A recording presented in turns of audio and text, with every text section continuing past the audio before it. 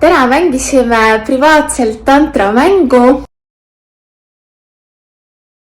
Küsimus taatlusmänguks oli, kuidas valmistuda suhteks naisega. Mängides avastasime hirmu, mis oli seotud suhtega.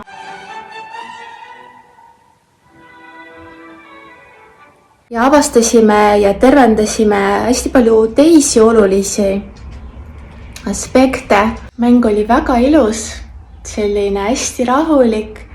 Oli mediteerimist, oli hingamist, oli tantsimist.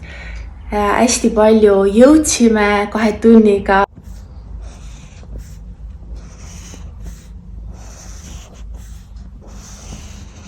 Tere tulemast mängima, et see on nagu hästi mõnus tegevus minu jaoks, hästi inspireeriv ja hästi lihtne instrument selleks, et vabastada ennast ja näha oma elu teise nurga alt. Tule mängime!